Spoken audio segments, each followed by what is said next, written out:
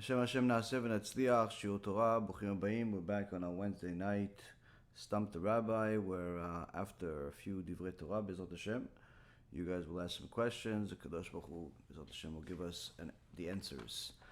Shiur will be for Ilui Nishmat Esther Bat Yamna, and also for Lehavdil, for Refuah Shlema, for Rabbanit לבנה בת שרה, רב אפרים בן שולמית, רבנית שרה בת ענת, אבי מורי דוד בן עשריה, דוריס בת ז'ורה, אורית בת אילנה, and also for a הצלחה רבה for מרשה בת ג'ולי, איילה בת מרשה, סמיאל בן מרשה, ספס בן מרשה, אלכסנדר בן מרשה, לואיס בן מרשה, שאול בן פרזנה, and אמיר בן שהין.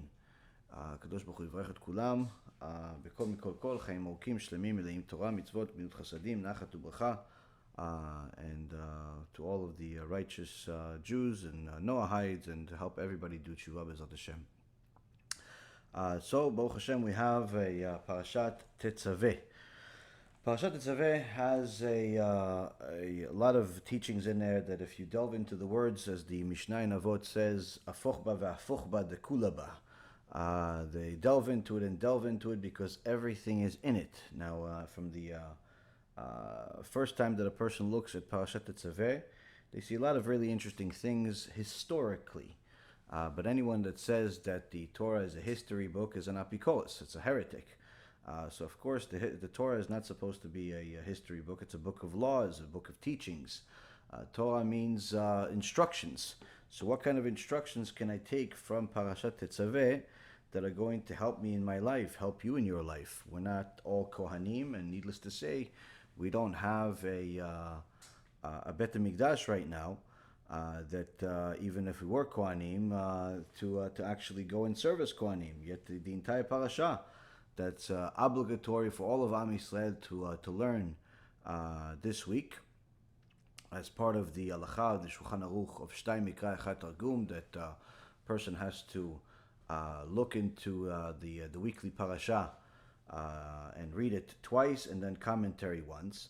So, of course, everybody's obligated to learn it. Everybody's obligated to delve into it, and therefore we have to see what HaKadosh Baruch Hu has prepared for us. Now, last night we covered the first verse where we say that the shemen zayit zach, the clear olive oil that's used in the Bet HaMikdash, in the Mishkan, is also representative of the righteous people. It's also representative of Am Yisrael, that no matter what Am Yisrael does, they will always be different from the Goyim. Even if the Jews try to be like the Goyim, and even if the Goyim try to be like Jews, there's always going to be a separation between the two. Anyone that wants to be a Torah observant Jew, a real Jew, has to convert to Judaism if they're not born as a Jew. Some people tell me all the time, listen, I feel like I'm Jewish in my heart. That's very nice, but according to our holy Torah, Jewish in your heart means absolutely zero. And again, of course, I know some people will be offended by it, but be offended all you want. We're not going to change the Torah just because of your feelings. The reality is that to be a Jew, either a person has to be born to a Jewish mother or has to convert to Judaism. And the separation between the Jew and the Gentile, spiritually speaking, is significant. It doesn't mean that all Gentiles are bad and all Jews are good. Quite the opposite. It's just really a difference in responsibility and contribution to the world. Each one has their own role, similar to how people today are fighting about the fact of how, they want women to have the same stance in society as men. For whatever reason or another, they feel like the two should be equal. Not really sure why that's a good thing in their minds, but nonetheless, that just simply shows that they don't understand the significance of being a woman, and the significance of being a man, and the significance of being different. It's just because we're different doesn't mean one is better than the other. Each one has their role in the world. And I remember we had in our Musar Pirkei Avot series, at least one or two of the lectures discussed the roles of people, the roles of genders, and so on.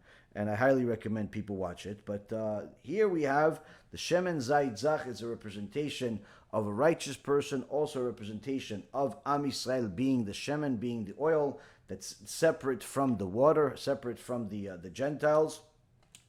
And again, if a person that likes to get offended without studying the information, they should know that when a Jew is righteous, there's nothing better than him in the world.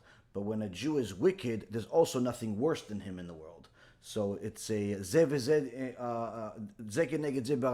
this Hashem created this and this, meaning that there is the extremes in both cases. When he's righteous, he's the greatest thing in planet Earth. When he's wicked, unfortunately, it can be the worst possible thing in the world. And as I told you guys a story maybe about a month or two ago, Rabbi Chaim Volozhin, one of the greatest sages that Am Yisrael had ever, and really the entire world of yeshivot came from Rabbi Chaim Volozhin. Rabbi Chaim Volozhin was already told when he was a youngster that he is going to have an opportunity to become either a great Jew that could bring a lot of kedusha and of Torah into the world, or the worst Jew that ever lived. So I mean, this is how powerful his neshama was.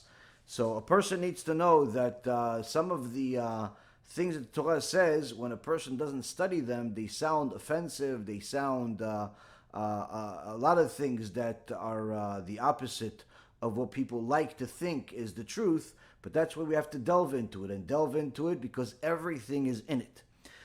Furthermore, the Shemen Zayit Zach is also a representation of the Torah. The Shemen is the Torah, the oil is the Torah, and the water is the shtuyot of the world, is the garbage of the world, is the idol of the world. It's nonsense. And the more a person allows garbage into their life, whether it be sports or it be materialism of any kind, and their addiction to all types of foreign things, good things are hard to get addicted to. So typically the addictions that people have are bad things. Drugs, money, women, fame, fortune, recognition, even people getting addicted to getting likes. People are addicted to getting likes, where they'll literally, post different things on the internet, and if, not enough people like their post or share it or whatever it is, they get offended. Oh, did you see my post? Oh, how come you didn't like it? And they get offended by it. And I've heard actual real stories by grown people. We're not talking about children. Grown people in their 30s, 40s, and even in 50s. Where they actually broke up relationships because the other person didn't like their post. Unfortunately, the deterioration of society is continuing, and the further people are from the Torah, the further their life is going to deteriorate alongside the rest of society. The more a person is glued to Torah, the greater their life will become, and the more different they'll become from society. And in fact, part of the journey that I have to always remind people when they tell me about their different troubles is that part of the journey is losing some of the baggage that we have, meaning that sometimes the baggage is addictions to different bad things. But what's unexpected by some people is that some of the baggage that's holding them back is bad relationships with people that they shouldn't have a relationship with.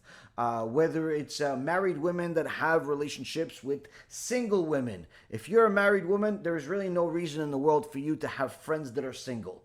It's not healthy, not for your marriage, not for your mind. Same thing with guys. If you're a married man, there's absolutely zero reason for you to have a relationship. We're talking about an ongoing friendship and hanging out and vacationing and ongoing conversations with single people. It's just not healthy. Why? Single people have a certain mentality. Married people have a certain mentality. The same concept goes when people do tshuva. People that are getting closer and closer to Hashem, whether they were frum and now they're getting frumer, or they're newly religious and they're just getting more and more. part of that baggage that's going to hold you back, that you're going to have to get rid of at some point, is some of these toxic relationships of people that are antithetical to the Torah. They're anti-Torah. They don't like it.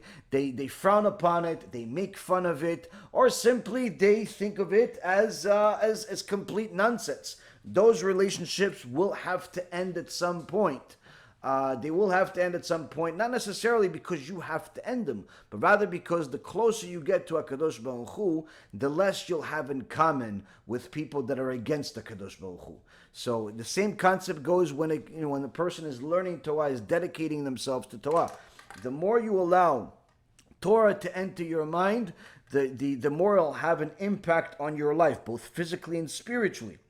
But if you allow the news to constantly infiltrate your mind, if you allow all types of media, all types of videos, games, forbidden music, and all types of other nonsense enter your mind, even if you are learning Torah, you're never going to feel that sweetness of Torah. You're never going to feel that joy of Torah. And I see it a lot of times where people tell me, listen, I go to yeshiva, I go to kollel, I go to the bet midrash, I learn, but for whatever reason or another, I don't feel it, or whatever reason or another, I'm not enjoying it, or I don't understand it, or I still have the addictions to these bad things.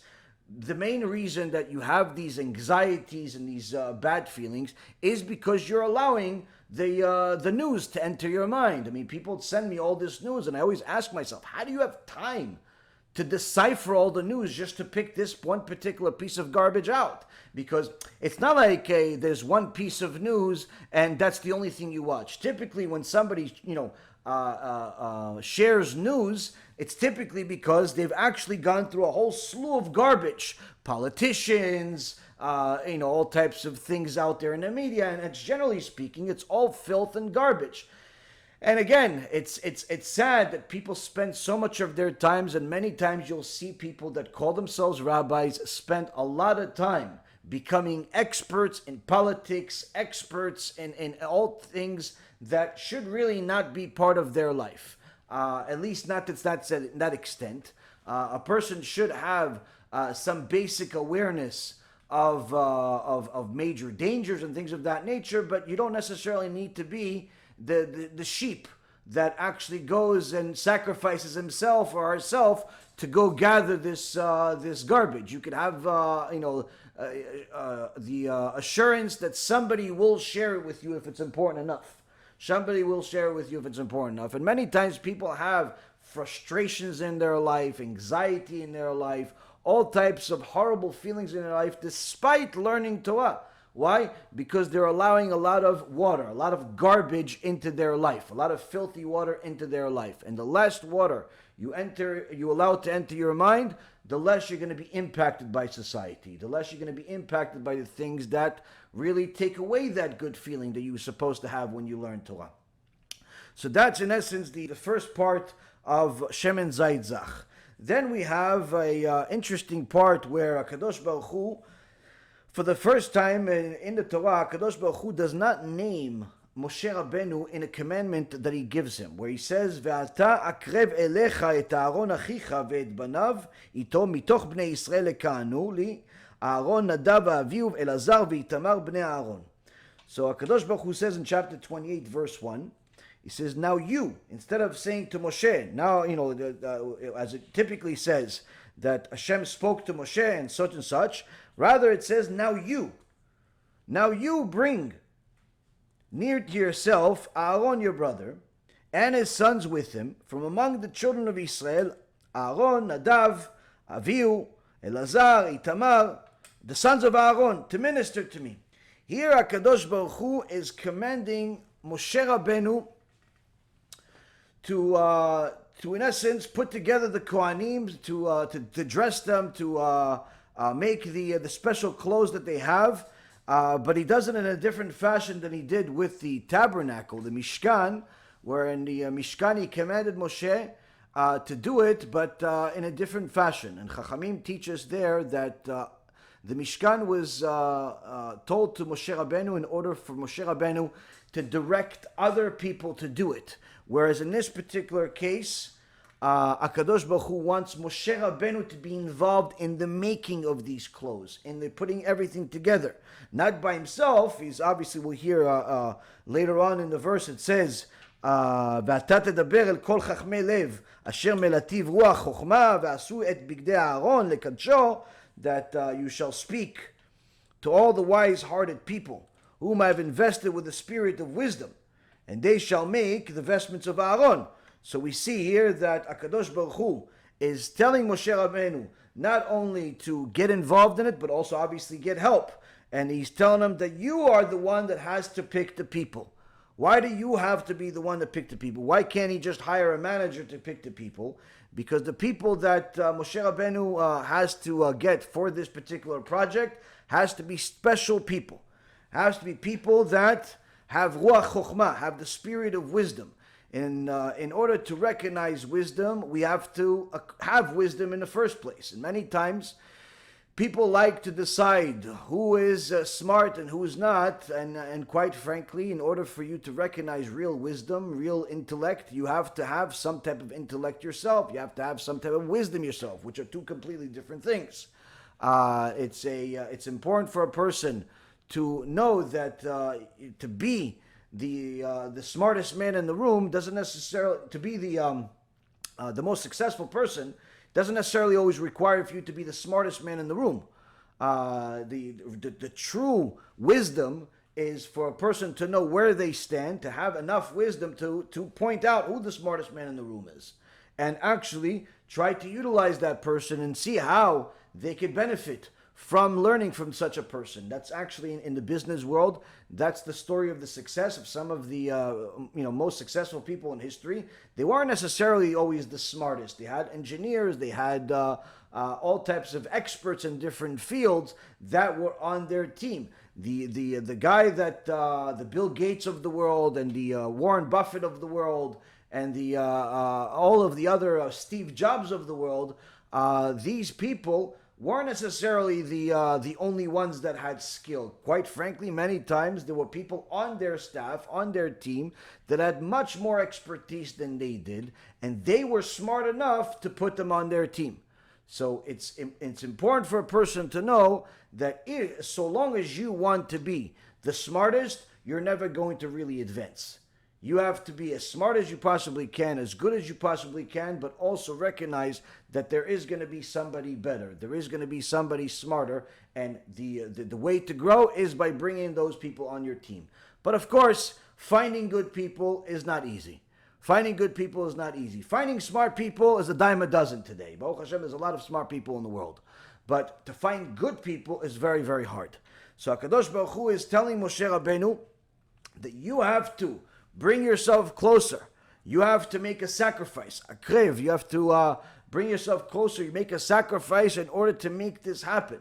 You can't just pinpoint and say, okay, listen, Aaron, get the whole thing done. No, you yourself have to get your hands dirty, if you will. You yourself have to get involved because you yourself have the wisdom that's superior to any man out there in order to recognize who's smart and who has this special spirit of wisdom.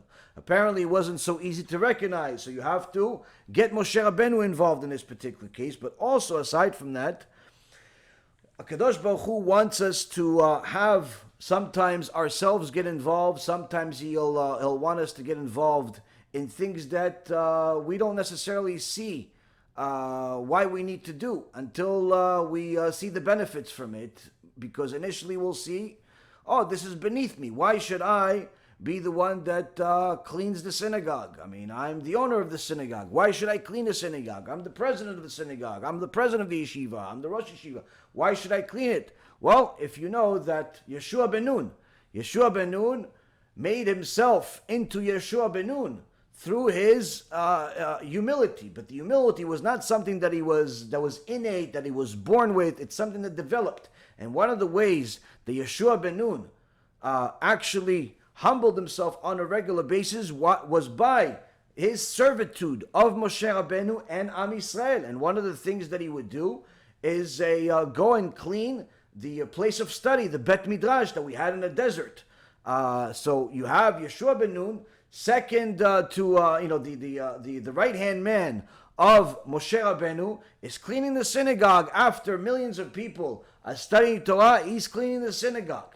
He could easily be studying Torah. He could easily be learning one-on-one with Moshe Rabbeinu. He could easily be doing a lot of things, but he chose to clean the synagogue. So you would think, oh, this is beneath him. He could just find a cleaning person to do it. No, he did it.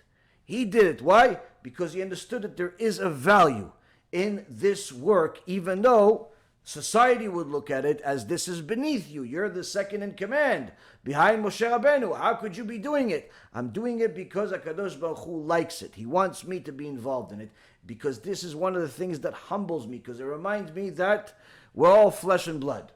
We're all flesh and blood, and in essence, to clean a place of holiness, to bring good to a place of holiness, whether that holiness is your table for Shabbat, or your holiness is your own room for studying Torah, or it's your synagogue, or it's your yeshiva, or whatever it is, that, putting some work into it is one of the things that a person should do. He should invest his time into cleaning. I remember there was one of the stories that I heard from my Rabbi Reuven, that one time somebody wanted to ask Rav Tzion Abba Shaul, Alav Shalom, a question, and he didn't know how to get to Rav Tzion Abba Shaul, so he went to the guy that sells them each week. So goes from the supermarket and brings him his vegetables. And he asked him, "Is it possible for you to take me with you to go to Rav Tzion Abba Shaul?" He said, "Yeah, sure. What do you need?" He goes, "I'm having some shlom bayit problems, and I really want to talk to Rav Tzion Abba Shaul." He goes, "Okay, be here at this time on Friday, and I'll take you." So this avrech, who's learning Torah, knows Torah, but still has problems with his wife, is make sure that he's on time. He gets to the supermarket, and the guy that owns it says, "Okay, we're about to go. Get in the car. We're going to go to Rav Tzion Abba Shaul's house." So they drive over there with the fruits and vegetables, the typical shopping list that Rav Tzion and his wife would order each week. And as soon as they knock on the door opens because it was unlocked. And they see that Rav Tzion Abba Shaul has his pants folded up to his knees, and he is with a mop, doing sponja, washing the floor. So of course the guy from the supermarket says, "Rabbi, come on, let me do it. I want to do it." Kvodo, this is not an honor for you. He goes, "What do you mean it's not an honor for me? It's cleaning for Shabbat. I'm preparing my house for Shabbat. How could it not be honor?" He goes, "Okay, fine, I'll prepare for Shabbat. Let me do it." Rav Tzion Abba Shaul says to him, No. You don't do it like me. You don't do it as good as I do. I'm really good at doing sponge and washing the floor in my house." So the guy says, "Okay, let me put the vegetables down." And then he turns around. He says, "Rabbi, I want to introduce you to." He turns around and he sees the guy's gone. The guy's gone. The guy that he brought. He said, "Well, who are you introducing me? What happened to your friend?" He goes, "I don't know. He wanted to ask you something, but he left. I don't know what happened to him." So anyway, after he finished dropping off the fruits and vegetables, he looked for the guy, couldn't see him. But after Shabbat, he ran into him. He said, "Hey, what happened to you? Why'd you run away?" He said, "I had shlom bayit problems until I saw the Gdol Ador, Rav Tzion Abba Shaul, washing his floor.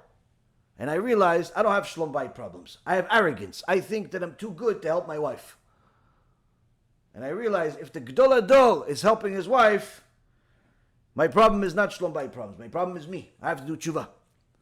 So a person that that understands the significance of the mitzvah, whatever mitzvah it is, whether it's be honoring Shabbat or anything else, knows that getting their hands dirty is not only a good thing, but it's required. So HaKadosh Baruch Hu wants Moshe Rabbeinu to get involved in putting all of this together. And interestingly enough, we see that HaKadosh Baruch Hu names who is going to be the Kohanim. He names who's going to be the Kohanim. He says that it's going to be Aaron, and his 4 sons, Nadav, Avihu, Elazar, Itamar. These are going to be Aaron HaKohen's sons are going to be Kohanim also, along with Aaron. But of course, we learn later on in the Parashat Pinchas that Pinchas, the son of Elazar, also became a Kohen and ended up becoming a Kohen Gadol. And the Chachamim say that Pinchas becomes Eliyahu Navi too. But yet Pinchas is not mentioned here. He's made into a Kohen later on. And I thought today, what can we learn from this? How come HaKadosh Baruch Hu, of course, knows the future? Why didn't HaKadosh Baruch Hu just make Pinchas, the son of Elazar, also a Kohen? He knew he's going to become a Kohen anyway in the future. He knows the future. Why didn't just make him a Kohen? Now you could say, perhaps Pinchas had the merit to become a Kohen, but maybe the rest of the grandsons didn't have the merit to be a Kohen. Fine, so just make Pinchas the Kohen. Of course, no one's going to question Hashem. Okay, so they're all Kohanim, and Pinchas is a Kohen, and not the other ones are not going to be Kohanim. Or you could make them Kohanim, but perhaps they're not going to be Kohen Gadol like Pinchas was, and Aaron, and so on. The point being is, why did HaKadosh Baruch Hu do this? And of course, surely that anyone that thinks about it, it's if somebody says, especially in a society like today, where people are constantly looking to see where there's where you're short, where you're failing. They'll instead of looking at a board full of white, they'll see the one black dot. That's typically how people are, unfortunately. I've met some of those people, including one today, that wanted to let me know that he thinks he is great, he's better, he's this, he's that. And I have one video on my Hebrew channel that only has 15 views, so that shows that I'm a nothing, I'm a nobody. I said, okay, fine, Baruch Hashem, you're the best, you're amazing, you're the greatest in the world. What other compliment you come up with? Just tell me, I could, and I'll give it to you. I don't have time to deal with these idiots, but nonetheless, they came to me to show that they're strong and they're smart and they're better and they're the greatest. Fine, okay, so you're the best, just leave me alone. But for whatever reason or another, some people feel the need. Some people feel the need to look for one black dot that they can find and highlight it. Fine. So those types of people at the time of Aaron surely would have said, listen, Pinchas, I don't know about you, but it's kind of strange that your father's a Kohen, your uncles are Kohanim, your grandfather's a Kohen, but you're not a Kohen. It's kind of weird, don't you think? Pinchas, maybe Hashem is not really happy with you. Maybe because you came from like a convert, so Hashem is not really happy with you. Maybe this, maybe that. I'm certain there was some type of issue between Pinchas and some of these wicked people, because we saw that there was people felt free to insult him even after he did the big mitzvah that saved all of Am Yisrael.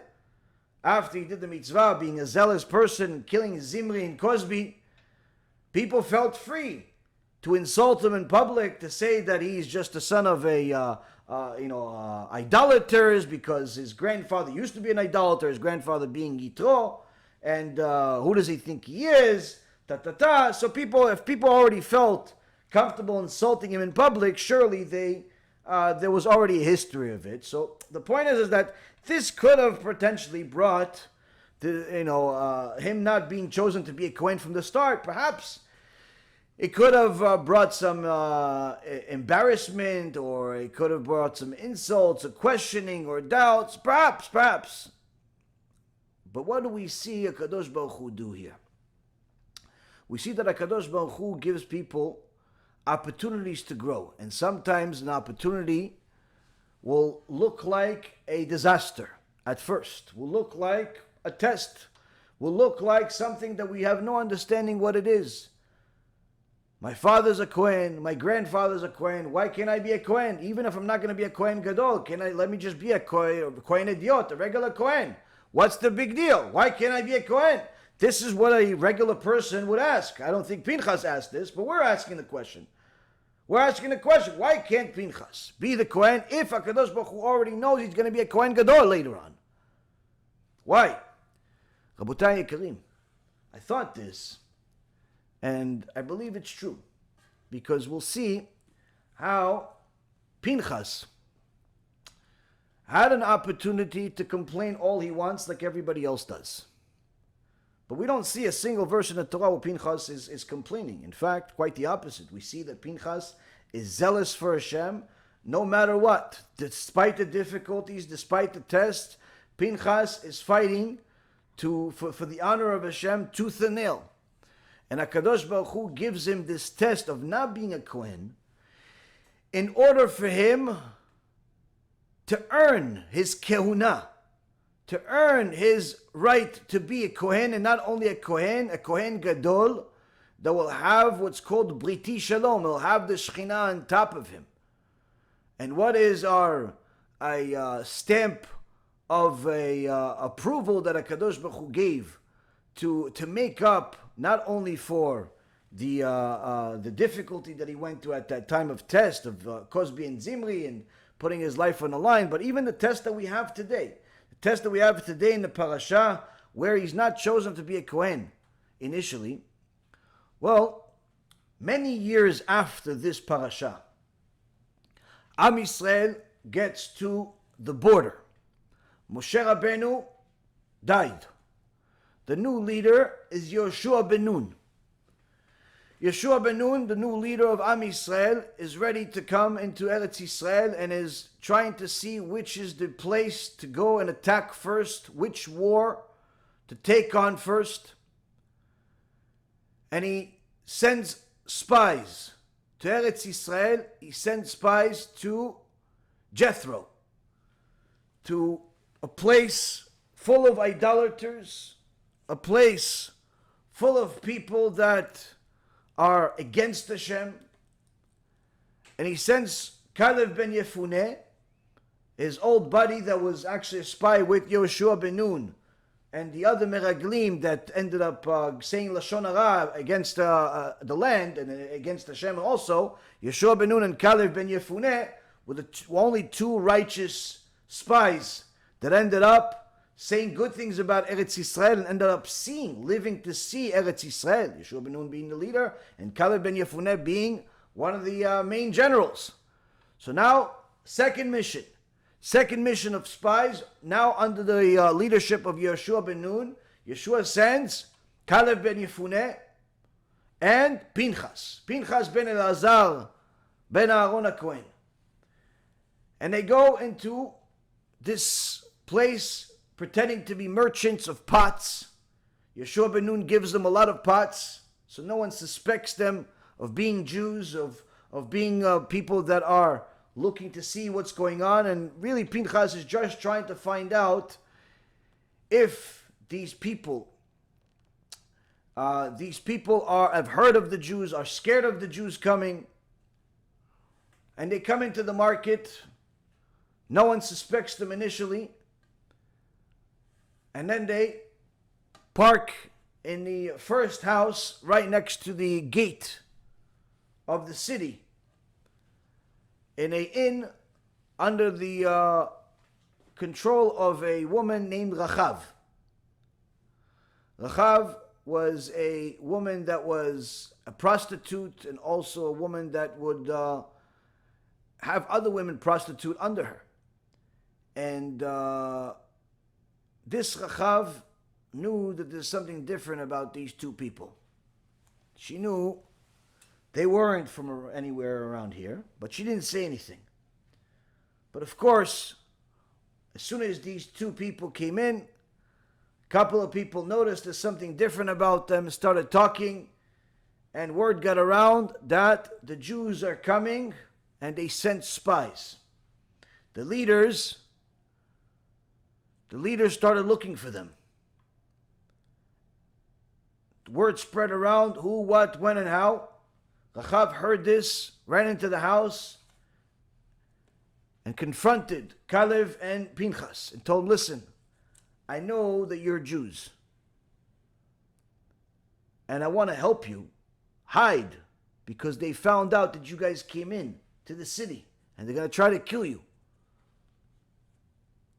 You heard. Why do you want to help us? She says, because I heard about how great your God is, and I want to be a Jew. And everybody here is scared of you. They're all petrified of the Jewish people coming here. And we know that as soon as you guys come out here, you're gonna destroy everybody here. I want to be a Jew. I want to serve your God. I want to be saved along with the rest of my family. So Rachav says something that most people would say, listen, why are you putting your life on the line? Or on the opposite, maybe she's trapping them. But because of the Ruach HaKodesh and prophecy that they had, they knew that Rachav was speaking the truth. And Rachav told them, okay, come, hide specifically here. Caleb follows, but Pinchas doesn't. She says, no, come, I'm serious. Pinchas says, no, don't worry, man. I don't need to hide. She says, why not? He said, I was gifted a special power by a Kadosh Baruch Hu, that I can make myself invisible, so no one can see me. And this is what happened when the people of Jethro come in, look, can't find. Later on, the Caleb ben Yefuneh and Pinchas come out of their hiding. Caleb coming out of the hiding that Rachav prepared for him. Pinchas simply making himself appear again. He's no longer invisible. And they escape, but they give Rachav a promise that they will not, when they come here, so long as she has a sign that they gave her a string to leave outside of her window, as long as she has that sign, when they come into it, when they come to the place, they're not going to kill anybody that's in the house, if it's their family, but so long as she doesn't disclose this to anybody, because if she discloses it to other people, then other people are also going to put a string out of their house, and they're not going to know which one is the real house, which one is not. They're going to end up killing everybody. So keep this a secret. And what ended up happening is Rachav ended up, and our family ended up being saved. She converted to Judaism and ended up even meriting to marry Yeshua Benun, a former prostitute, ended up doing complete tshuva, marrying Yeshua Benun, and bringing 7 prophets to the world. Her descendants were prophets that are mentioned in the Tanakh, like Yecheskel, Jeremiah. These are prophets that came from Rachav. And Rachav was a beautiful woman. The Gemara says she was so beautiful that anyone that ever saw her, that would say her name, saw her one time and would say her name 3 times, seed would come out of his body. That's how beautiful Rachav was. But Rachav made a complete tshuva. But the reason why I thought of this story is because why did HaKadosh Baruch Hu choose to give Pinchas this special power? The Midrash says Pinchas had a special power that he could make himself invisible. Invisible. Why make him invisible? Just like you were invisible in this week's Parashat Tetzaveh when I was choosing Kohanim. I knew you're going to be a Kohen, Pinchas, like HaKadosh Baruch Hu says. But I didn't want to show it to the world. I wanted to give you an opportunity to pass this big test and earn yourself a place in eternity as a Kohen Gadol. But to make up, measure for measure, to make up for you not actually showing up in these verses, another place in the Torah you could have been mentioned, to make up for you being invisible. When I chose the Kohanim originally, I gave you a gift and you were invisible also in the world to save your life. Just like being invisible here earned you a life of eternity, being invisible, the gift that HaKadosh Baruch Hu gave him, also earned him more time in this world, Baruch Hashem. So we see again as another food for thought of different things that were gifted to different people. And sometimes we have to look at ourselves. When we are all, it's very easy to complain about our lives and the situations that we're dealing with, whether it's a marriage issue, children, money, health, whatever. Everybody has their own share of complaints. person really needs to see things from a different perspective. If HaKadosh Baruch Hu loves me as much as he loves me to put me in this world, then why would he give me this test? Why would he give me this difficulty? Surely it's not to torture me, because torture is designated in a different place. It's not. Torture is not for here. Punishment is not for here. So if HaKadosh Baruch Hu is giving you something here that's a difficulty, many times it's to give you an opportunity to uplift yourself. But to uplift yourself sometimes require difficulty. More times than not requires difficulty. And everyone that knows what success looks like in life knows that success requires difficulty. And the more success a person wants, the more difficulty they have to be willing to endure. That's really one of the secrets to success that very few like to talk about. The most successful people in the world have one thing in common: an extraordinary tolerance to pain. Because that's what success requires. An extraordinary tolerance to pain. Sometimes physical, sometimes psychological, and on and on. But an extraordinary tolerance to pain is required for a person to become successful. And generally speaking, most people do not want to endure pain. Most people want to run away from pain. They live a life of fantasy, and they want to only have things that are enjoyable. And as soon as they see that something is making them uncomfortable, they run away from it. And unfortunately, many times they're running away from opportunities. They're running away from opportunities.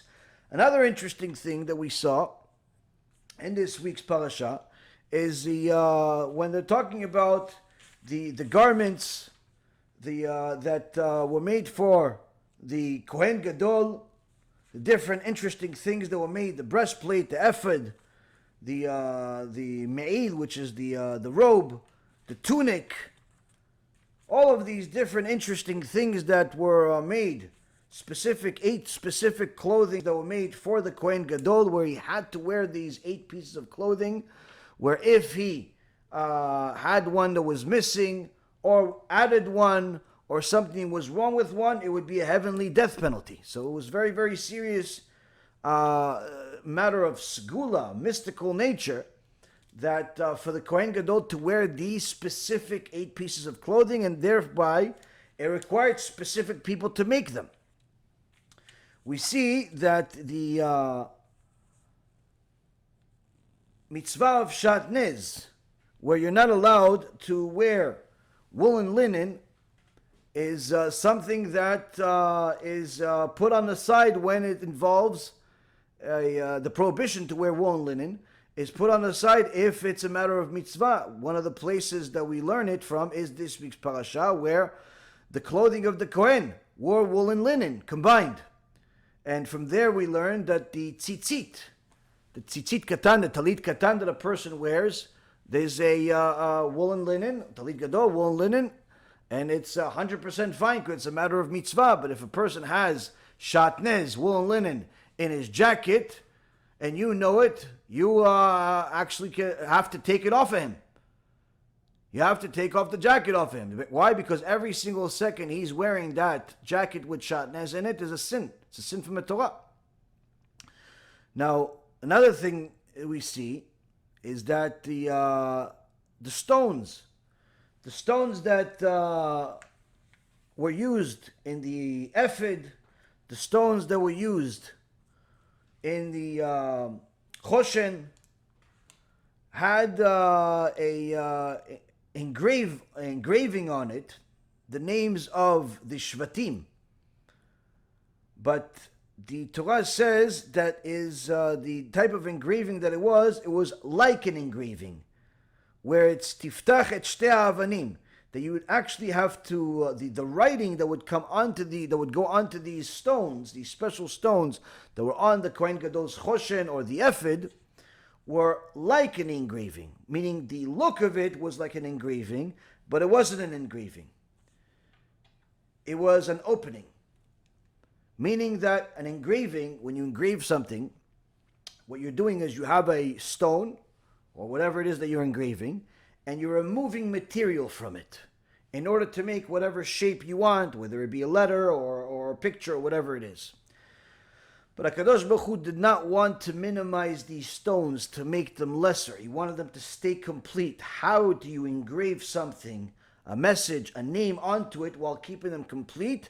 By doing exactly what they did, which is the lichen engravement, by using the shamir worm, a special worm that excreted radiation, that was able to open, that was used in a unique way by certain people that Moshe Rabbeinu chose, that would actually open up these stones in a certain fashion where they would open up and write whatever was supposed to be written without eliminating any of the actual material. And the names themselves were actually shortened. The names were shortened. The Mishnah in Masechet Shabbat, in chapter Yud Bet, Mishnah Gimel, in chapter 12, the third Mishnah, says, Amar Rabbi, Matzinu Shem Katan Mishem Gadol, Shem Mishimon Ushmuel, Noach Minachor, Dan Midaniel, Gad Migadiel. The Mishnah is talking about different prohibitions of writing on Shabbat and so on. He says, but we also, one of the things we learn, the limitations of how much is forbidden to write on Shabbat. Where does the limitation begin? Whether it's one letter or two letters, whether it has to be a word or not, or whatever it is. One of the places we learn from actually the melachot of the Mishkan itself. So we see that on the stones, on the Mishkan itself, they would actually write letters. They would write letters. In the stones of the Mishkan, they would write certain letters next to each other to know which, when they would have to rebuild it, they would know which pole went next to it, so it's easier to rebuild. Similar to how construction is typically done today. Usually the engineers manufacture the things in such a fashion where you know where everything is going to go before you actually bring it onto the place you're building. It's not like when somebody builds something out of their garage and they're simply looking for whatever they can use.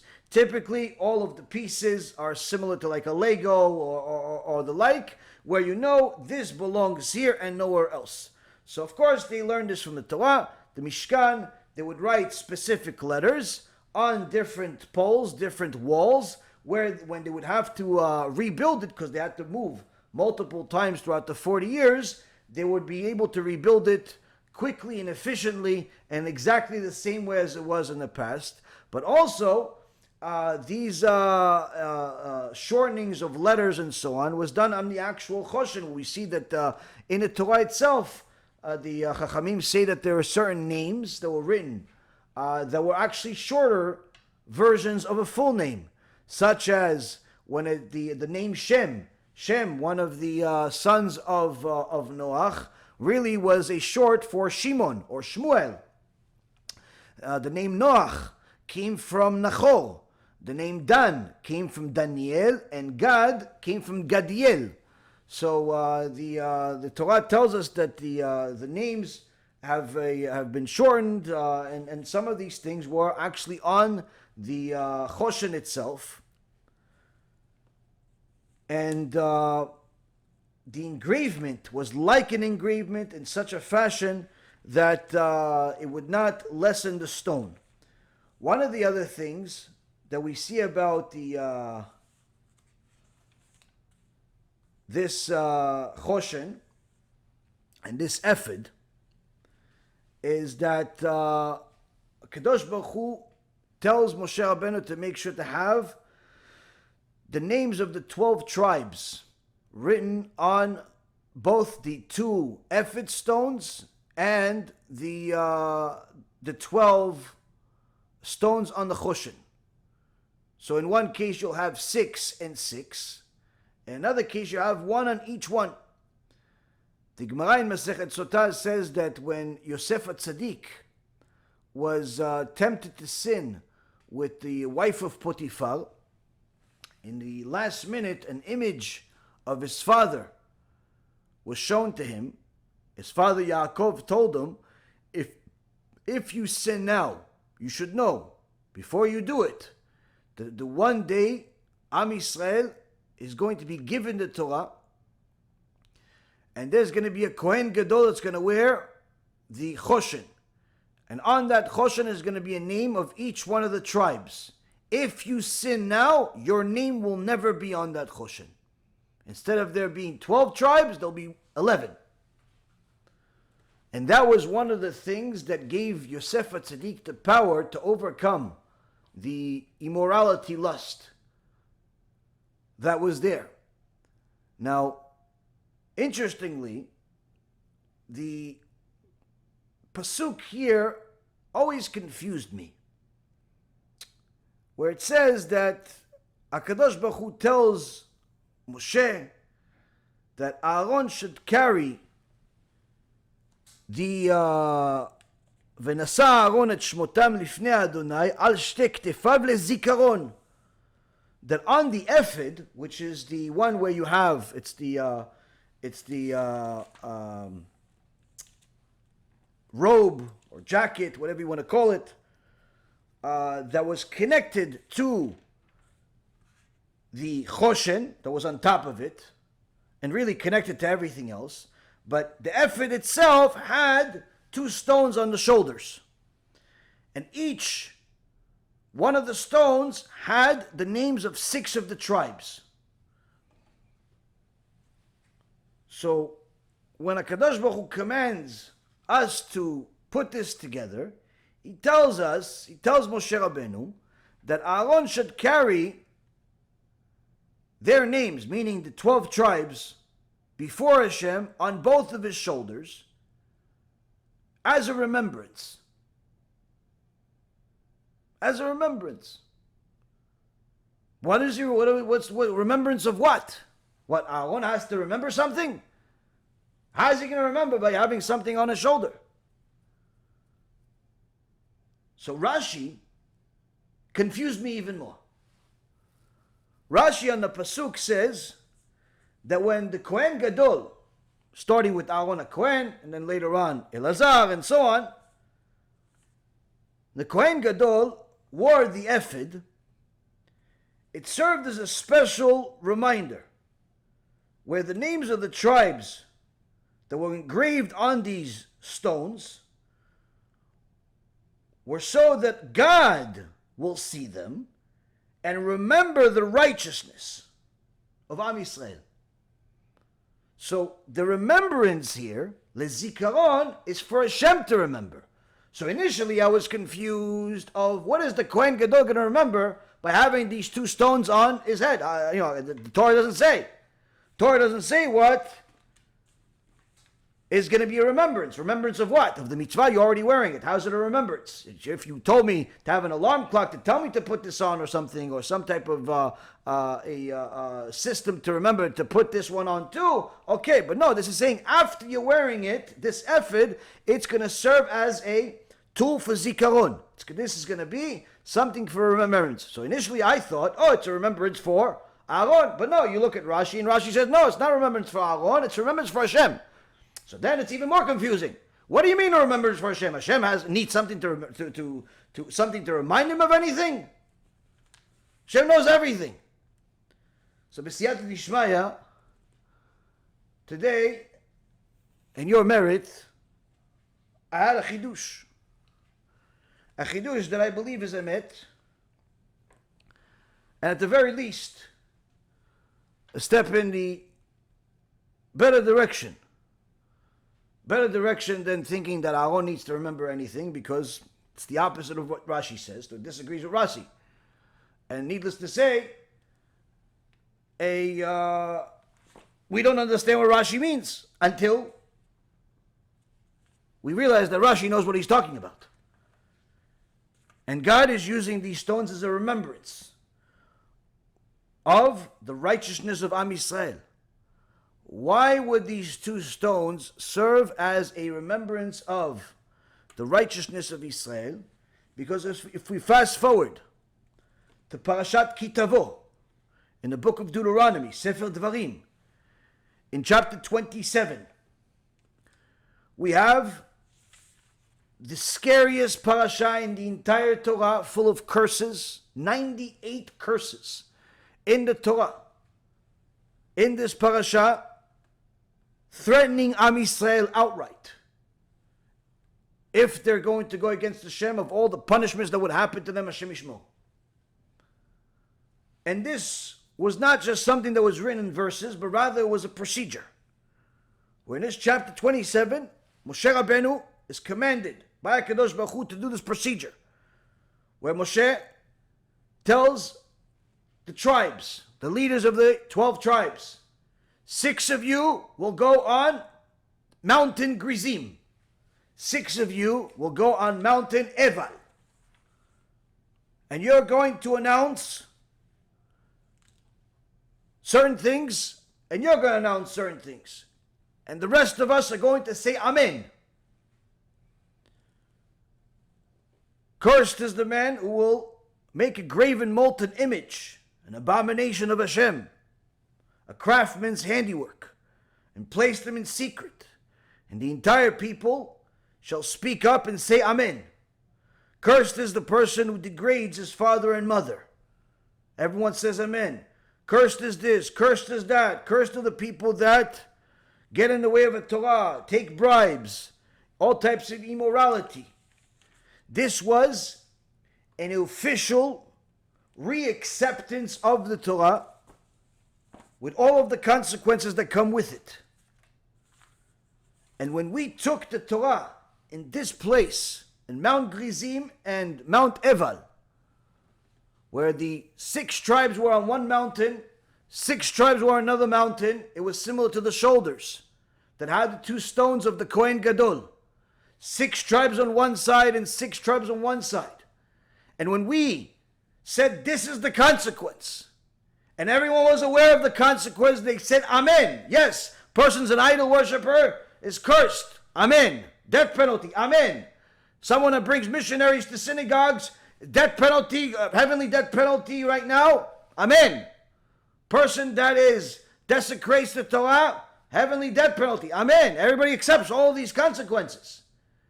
Kadosh Baruch Hu says, I want to remember that day when you accepted my Torah with all of its consequences. Because that day in itself was special. Because while it was special that at Mount Sinai everyone said, Naaseh v'nishma, we will do and we will hear, unfortunately later on, there was the sin of idolatry that ruined part of that Naaseh v'nishma. The Naaseh part, that we will do part, was ruined. The blessing from the will do part was ruined. All we had was Nishma. But yet, many years later, 40 years later, Am Yisrael knows the consequences, lived through the consequences, is read the consequences out loud, and says, HaKadosh Baruch Hu, these punishment, we not only accept them, we bless you for them. Amen means El Melech Ne'eman, the God, the King, that's reliable to deliver the punishment on the wicked and the reward on the righteous. Each one of these curses, we accept them full-heartedly. Why? Because we want to be righteous. And if we need some scary stuff to motivate us to stay righteous, let it be so.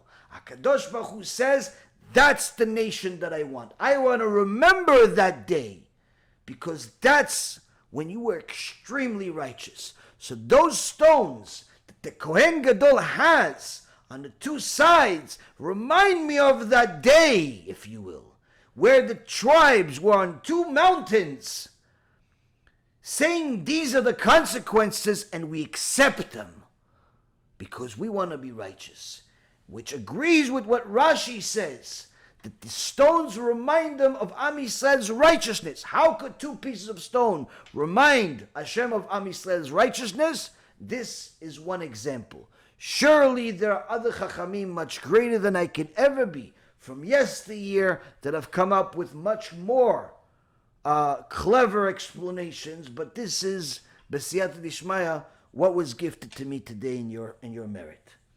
Perhaps if we can see the difficulties and sometimes what we view as curses in our own life, as opportunities to serve HaKadosh Baruch Hu, as opportunities to accept the full ramifications of a Torah from HaKadosh Baruch Hu, and to accept the difficulties as tests to elevate ourselves closer to Hashem, to accept these temptations as things that we should never follow. Why? Because we know of the punishment. To accept the fact that we can't follow the temptations because we know the consequences. When we accept HaKadosh Baruch Hu's consequences completely, full-heartedly, that's what makes us righteous. Because as David HaMelech taught us, you can't just focus on good. You have to focus on staying away from bad first. Sur mera ve'aseh tov. Run away from evil and do good. Because if you just do good, but stay inside the evil will be smeared, the good will be smeared by the evil. But if you eliminate the bad, that in itself makes you good. And if you add good to that, that's what makes you righteous. Really, really righteous. So the ideal situation is for us to do the most amount of good possible, but even more so to focus on staying away from bad.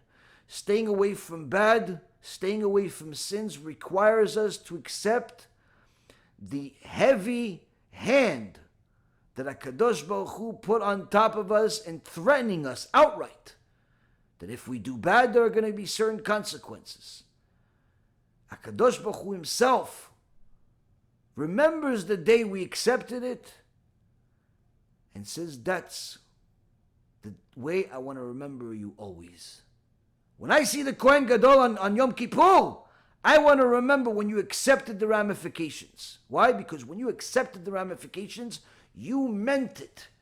You knew, you believed this will happen to you if you do bad, and you accepted it.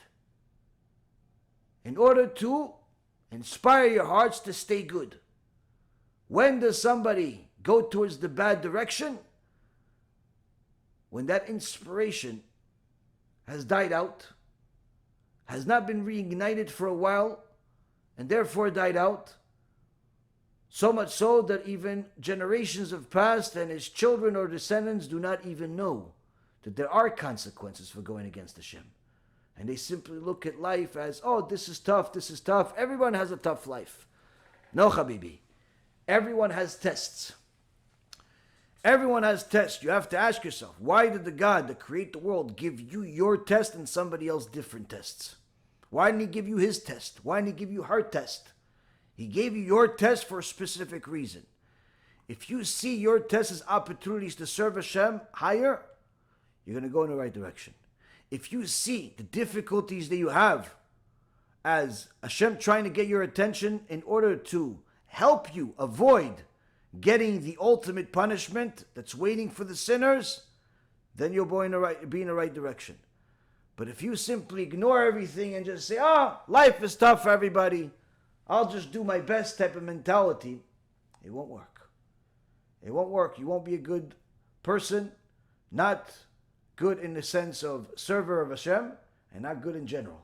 Because if your definition of good is based on yourself, based on your own desires, your own clarifications, and not HaKadosh Baruch Hu, the Creator's creation, the Creator's manual, then surely your definition is biased, that's more inclined to do good for you and not for others. So Be'ezrat Hashem, this too will inspire us to stay away from evil,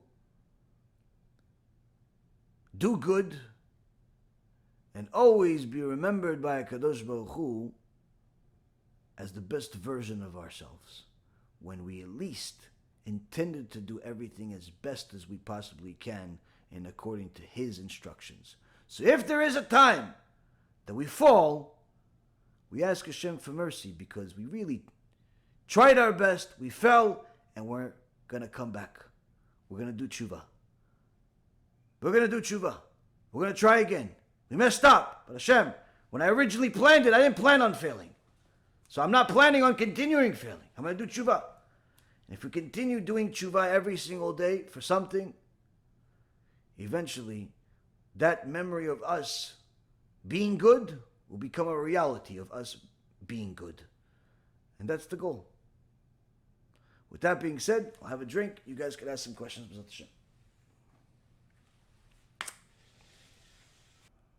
Okay, first question I see is by Charlie.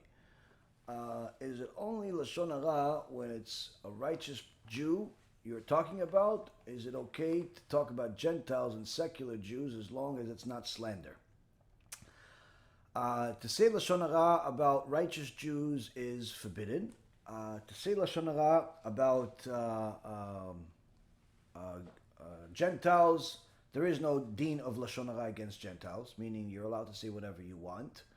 And also against people that are secular, that are desecrators of Shabbat and so on, you're allowed to say whatever you want, but it's not recommended. It's not recommended for a person to say lashon hara about even wicked people that has really no intention. You're not trying to protect anybody. Simply as saying that this guy is, I don't know, rich, poor, divorced, cheating, lying, whatever it is, all these different things. Unless you're trying to protect somebody from this person, generally speaking, it's better not to talk about anybody, because once you start getting used to speaking about people that are wicked, you'll end up becoming more inclined to say things about righteous people. So generally speaking, unless you're saying lashon hara for the sake of helping somebody, you shouldn't say lashon hara about Gentiles or even about secular Jews. But if a person does say lashon hara about a Gentile or about a secular Jew, there's no punishment there. There's just a risk, and you shouldn't play with that risk. But against a righteous Jew, there's no permission to say lashon hara. Jeremy, 2 questions tonight. One, practical halacha and theological. Okay. Is one allowed to leave their crypto staked over Shabbat? Crypto staked over Shabbat and holidays. And if so, what do they do with the small money earned over them? Okay, staking crypto is similar to putting money into a bank to receive annual return on your money like a CD account. Oh, okay.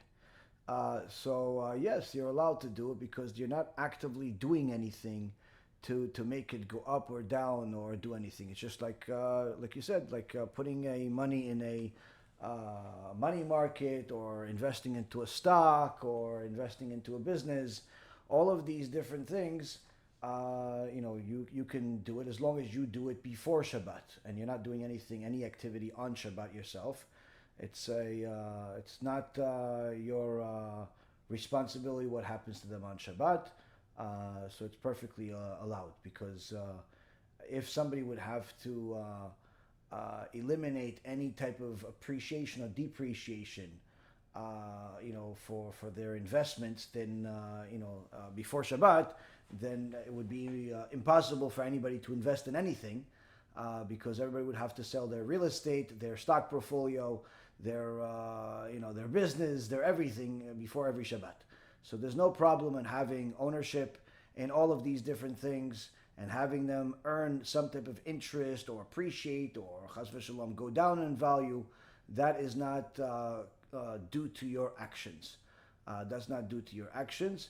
In fact, even if, I'll add another question, is let's say, for example, if somebody has an online store, and let's say they have an online store and people buy stuff. Now, do they have to shut down the store before Shabbat? Do they have to shut down the store? If it's a real store, active store, people actually work there, then yes, they have to shut down. But if it's just an online terminal that's on the internet, you don't have to shut it down. Even if you can shut it down, you don't have to shut it down. Obviously in many cases you can't shut it down. Like, for example, if somebody has an Amazon store or eBay store or some type of general terminal that's always on, they can't shut it down. But if they have their own individual website where they're selling stuff for example, the Be'ezrat Hashem store or somebody else's online store on their website, technically, theoretically speaking, they can shut it down, just not accept any orders on that day or shut down the website, which there is one company that I know does it. It's an electronics company. I think it's called BH Photo or something like that. I believe they shut down their store, their online store on Shabbat. At least I remember seeing that one time. And that's great, but there's really no obligation for them to do that. If you want to keep your store on online, you can. Why can you keep it on? Why can you keep it on? Now, in the case of if you have an online store on Amazon and eBay, there is no option for you to shut it down, because shutting it down, you would violate the policies of Amazon and eBay and all these other places. So there's no option of actually shutting it down. And even if there is, again, like I said, there's no need for it. Why? Because the way we paskin is based on the majority. The majority of the customers on the internet are non-Jews. So non-Jews are not allowed to keep Shabbat. Not only they're not supposed to keep Shabbat, they're not allowed to keep Shabbat. So they do their shopping on every day. So since the majority of the customers that would typically go to your store on the internet and buy something from you are going to be Gentiles, therefore you can you can rely on that. You can rely on that. So it's in essence the money that a person makes on this store on Shabbat. It's not forbidden money. It's not forbidden money.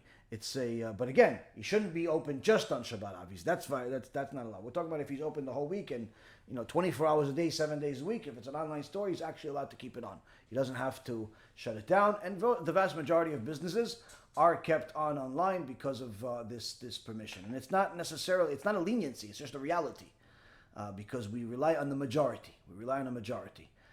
So the same goes with investments. Your investment portfolio, whether it be crypto coins or stocks or anything else, will go up and down even when the market is closed. There's news that comes out. There's different things that drive up the price or lower the price before the market even opens. So that's not in your control, and therefore you're allowed to hold the investments with no problem, and you don't have to be concerned about it, whether it's Shabbat or holidays or anything else. Next question. How can people who go through a near-death experience and see the truth go back to idolatry like Christianity? Others, like Rabbi Anava, made the right decision.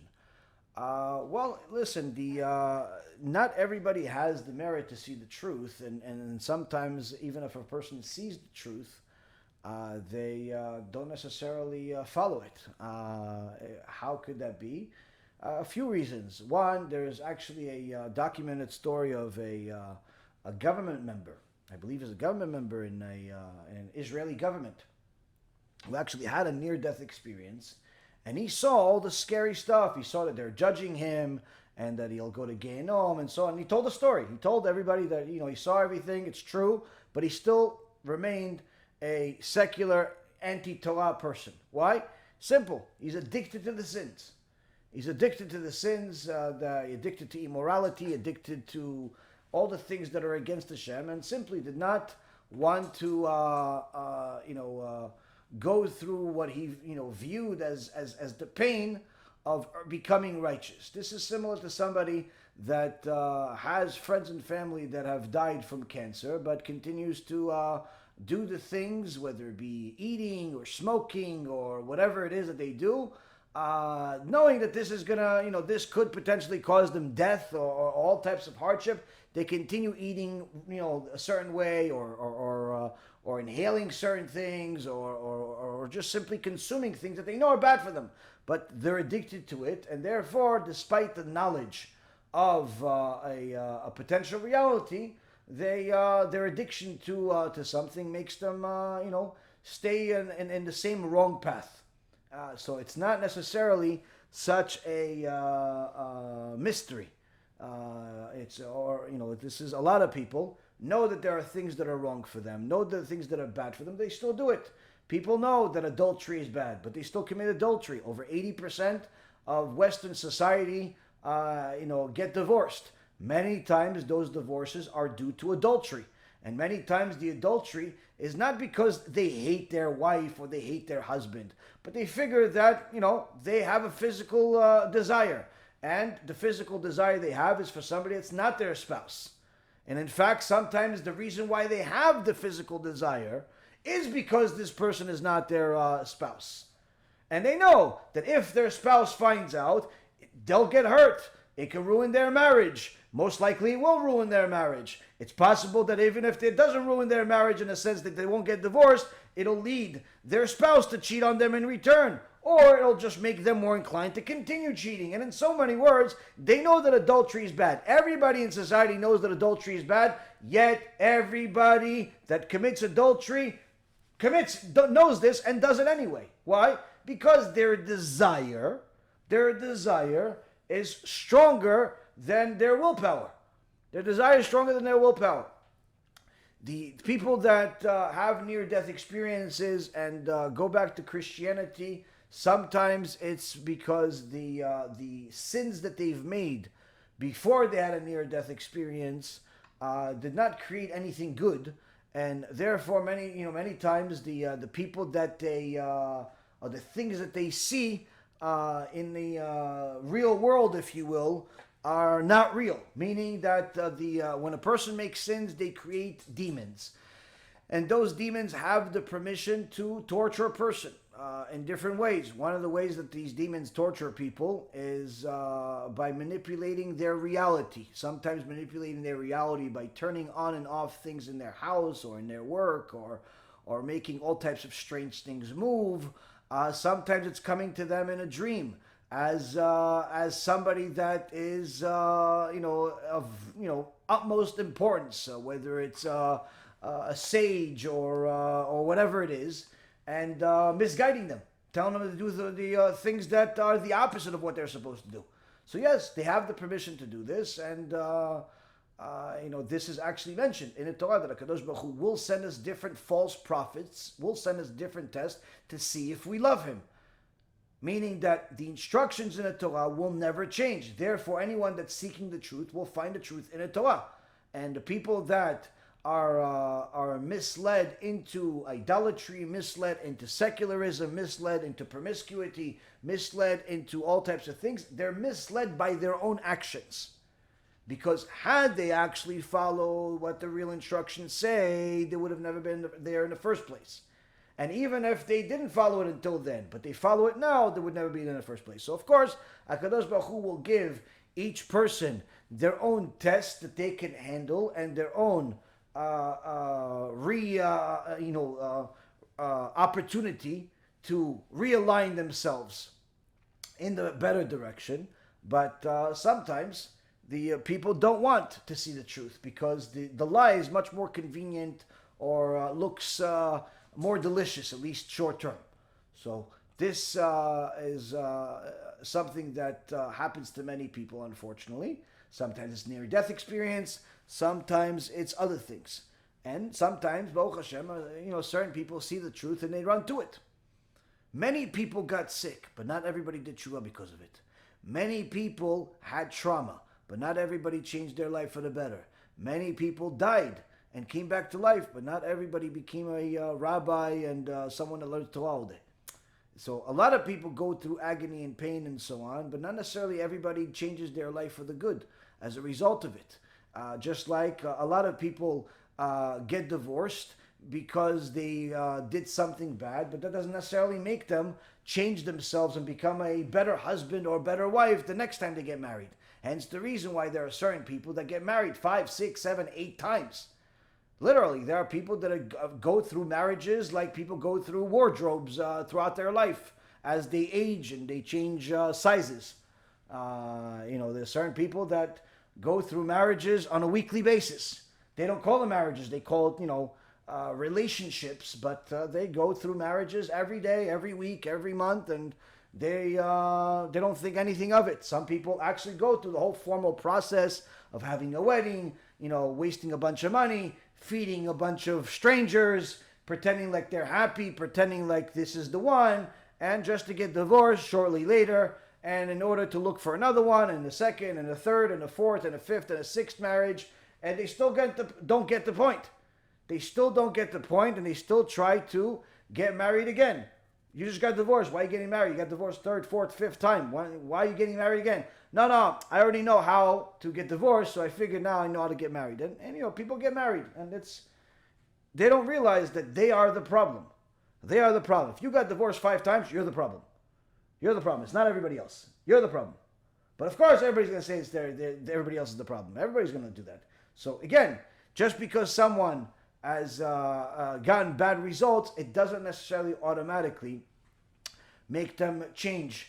And because many people do not see their obligation in themselves. They don't see the obligation in themselves. And I deal with those types of people, unfortunately, on a regular basis. People that are very mean-spirited, ungrateful, and I could say a lot of other nasty things about them.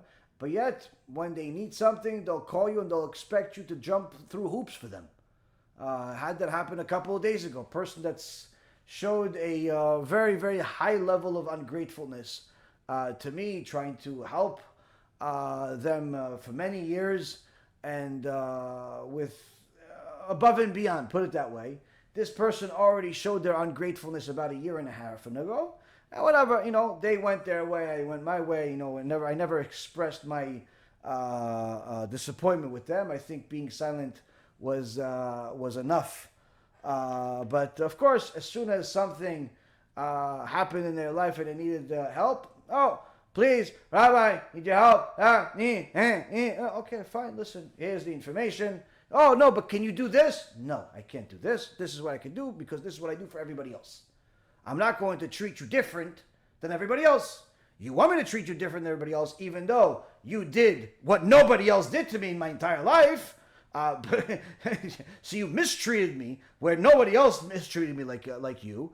But yet you want me to treat you better than everybody else. No, I'm not going to do it. I'm going to treat you like everybody else, and I can do the best thing that I can do and help you the best way I can help you. Why does such a person still get disappointed? Because I'm not going to give them a special treatment, because they're delusional, because they don't even see that they've actually even done anything wrong. They don't even see that they've done anything wrong. So they will continue living their life thinking that I'm a bad person and I didn't do anything to help them. They're delusional. Many people, the vast majority of people, are delusional. Because the Gemara in Masechet Shabbat and several other places says, "En adam roe chova be'atzmo." A person does not see an obligation in themselves. How could people become righteous if they don't see an obligation in themselves? They don't. Unless a person sees the flaws in himself and works on himself, they will never become righteous. They can pretend to be righteous. They could think that they're righteous. They could portray that they're righteous, but they still stay wicked, evil inside. And you see it, unfortunately, today more and more. There's people on the internet that portray righteousness. They even spread words of Torah, but they themselves are wicked, evil garbage that you really don't know whether to pray for them to do tshuva or it's better for them to die because they're so evil. You're not really sure yet, but nonetheless, there are certain people like that. But if you look at what they say or what they post on the internet, it looks like these people must be connected to Moshe and Aaron together. It must be because they portray themselves as righteous, but in reality, evil monsters. So again, if a person does not do what's called cheshbon nefesh and see the flaws in themselves, see that if they hear in a lecture any rabbi talking about arrogance, that means it's relevant to them. Any rabbi mentioning stinginess, that means it's them. Anyone mentioning arrogance, anger, whatever, and they heard it, it's relevant to you. It's relevant to you. If you heard it, there's a reason why HaKadosh Baruch Hu designed the world in such a fashion for you to hear it. Designed the world in such a fashion for you to hear it. But if a person doesn't, oh yeah, this lecture is for somebody else. I'm not intermarried, so it's not relevant to me. I'm not angry, so it's not relevant to me. I'm not innocent, so it's not relevant to me. A person like that will never become righteous. Righteous person does what's called cheshbon nefesh, self-accounting, meaning they look for any opportunity to hear messages from HaKadosh Baruch Hu. Oh, I just heard wickedness. I just heard arrogance. I just heard stinginess. I just heard, okay, how could I connect this to this? I heard Amalek. Okay, Where's Amalek? Where's Amalek? Where's Amalek? Oh, he's inside. I got to remove Amalek from inside. Inside who? You? Yeah, you. Me. I got to remove Amalek. A person has to do that kind of cheshbon nefesh, that type of self-accounting to be really serious. But who among us does this constant cheshbon nefesh? Very few, to say it nicely. Very few. Most people see wickedness in other people. Oh, I can't believe it. Look, I saw him go to that place. Yeah, but didn't you go to a place similar to that not that long ago? Oh, I can't believe it. He does this. Yeah, but didn't you also do that? Maybe not today, but 2 years ago, 3 years ago. People are quick to murder each other. Quick to murder everybody else. And there's plenty of reason to call out other people. But how come you don't call out yourself that much? How come you don't ever see yourself as someone that needs a lot more work than other people do? And that's the thing. People quick to rip everybody else apart. Very, very rarely do they look at themselves and say, you know what? I got so much work to do on myself. Who has time to look at anybody else? Who has time to look at anybody else? This is the reason why the righteous rabbis throughout the generations, when they would give Musar lectures, would give the lectures to themselves. Why? Because listen, I gotta give this lecture to myself anyway. You happen to be here, so okay, so we'll learn together. If anything that I say is relevant to you, by all means. But nonetheless, all of it is relevant to me. I know it. It's all relevant to me.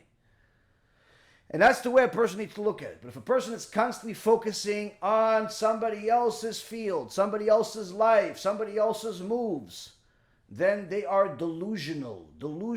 They will find flaws everywhere, will hate everyone, and will end up being the most wicked among all of their haters. Meaning, they themselves will be more wicked than all of the people that they hate. Why? Because while all of the people that they hate, that may very well be wicked, that may be, idol worshippers and missionaries and whatever it is, they might all be really, really bad.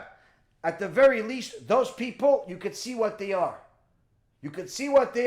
Whereas this person is lying to themselves, thinking that they're humble and they're righteous and they're good, because they don't see any flaws in themselves. So they'll end up hating everybody and not hating the evil inside themselves enough to recognize even its existence, and needless to say, to fix it. So a person needs to do cheshbon nefesh.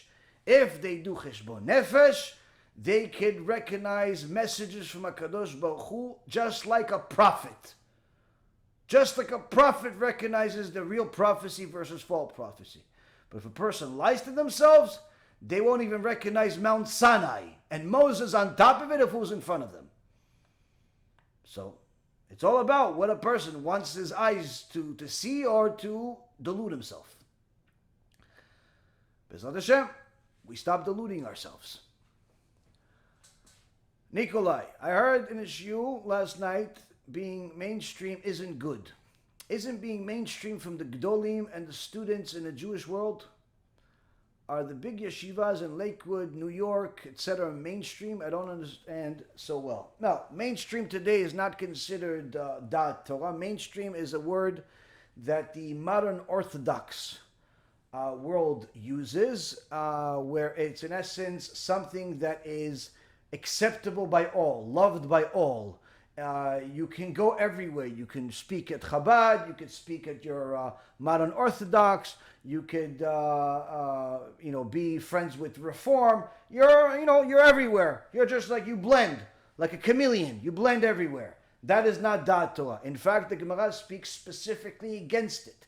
If there's a rabbi, Abaye says this. Abaye says, if there's a rabbi and everyone loves him, he's a wicked person. Why? Because if he was a real rabbi, a real Talmid Chacham, surely he would rebuke some people for doing bad things. And surely some of those people doing bad things will not accept his musar and they'll hate him for it. So if he has some people hate him and some people love him, that's a good sign. But if everybody loves him, for sure he's a wicked person. Why? He's a chameleon. He's trying to fit in everywhere. And he's telling everybody what they want to hear. Not what HaKadosh Baruch Hu says. Being mainstream is against the Torah. What we have to be is anshe emet. People of truth. The truth is never mainstream. The truth is never norm. Never norm. Rabbi Ovadia said the truth. It was never the norm. People tried to kill him. People called him out. People put flyers in the street against him. They beat him up. They tried to beat him up. They wrote articles against him endlessly. Rav Shach, everybody, every single rabbi that it became a giant in his generation, whether it be the Rav Nissim Yagens and the Rav Shvadrons of the world, and that caliber, or it was the Rav Ovadias and the Steipler Gaon and the Chafetz Chaim. They all had enemies everywhere, and people called them crazy and fanatic and all types of things. But they had their people that stuck onto their emet, because the emet was never mainstream. Moshe Rabbeinu had enemies. Yaakov Avinu had enemies. Everybody has enemies. Why? Because emet is not mainstream. So to be mainstream means to be a liar. And that's not what we want to be. That's something we run away from. Now again, we're not looking for fights. You never look for fights, but you stick to the truth. And the truth in itself creates fights with people that are looking for lies. They're looking for lies. The vast majority of the world, since its creation, are looking for lies.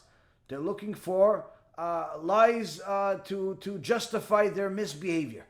This is a norm in society. So anyone that's looking to please everyone and be friends with everyone is not a righteous person. It's a person that is lying to people and to themselves. Well, my yeshiva in my final year of high school had a Torah and science class that honestly seems to be similar to Slifkin's heretical work on evolution, Big Bang, dinosaurs, etc. What should I make of this? Are the students all safek kofrim? Are the rabbis, especially the ones teaching this class, heretics? Should the administration be contacted? This is an Orthodox yeshiva in a New York area. If it's something that is contrary to the Torah and they're saying things that are similar to what Slifkin said, then yes, of course, you should contact the people that fund this yeshiva. You should contact the big rabbis that oversee this yeshiva, and definitely warn the people to see if somebody can get involved, because this is definitely a problem. The students are victims. The students are victims. It's really more the teachers that are the problem, and not necessarily all of the teachers, but rather just the teachers that teach this. Any teacher that teaches what Slifkin does is a 100% heretic. Anyone that believes what Slifkin says is 100% a heretic, and this is not just me saying it. This is Gdolei Torah, Rav Ovadia, Rav Eliashiv, everybody that's literally the biggest rabbis in the last generation that were alive at the time this Rasha published his work. All of them called him a Rasha, all of them called him a Kofer, and so on and so forth. Everyone banned his books. There was not a single Gdol Ador that accepted his books as Da'at Torah.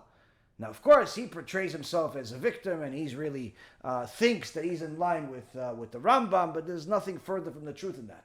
If Rambam was alive today, he'd burn him with his eyes because of all the lies that he says in the name of the Rambam and the distortions that he says in the Rambam. So if you have rabbis speaking like him, surely you should warn people, but you should start at the top. You should start with big rabbis that are involved and so on. If you see that the big rabbis don't care or don't do anything, then you have to take a step further and perhaps warn people from that yeshiva altogether. But first, start with the rabbis. Perhaps this is something that went unnoticed, and the big rabbis don't know that there's heresy under their own umbrella. Unfortunately, there is heresy in many places. If you saw in that video that this Slifkin was talking to a guy, it's also a modern Orthodox rabbi, named Wildy or Wildy or whatever he is. He's one of Ephraim Goldberg's friends, that he has a synagogue, a big synagogue in New York City, in Manhattan. And this guy's 100% an apikolis. And not only that, he is in cahoots with the Christians. This Wildy's in cahoots with the Christians, so much so that he doesn't see anything wrong with the fact that his children are best friends with the bishop's children. Best friends. His Jewish children are best friends with the bishop's children. Now, anyone that doesn't think there's anything wrong with that, you should check yourself. You should check yourself. Because a Jew is not supposed to feel at home with Christians. It's the reality.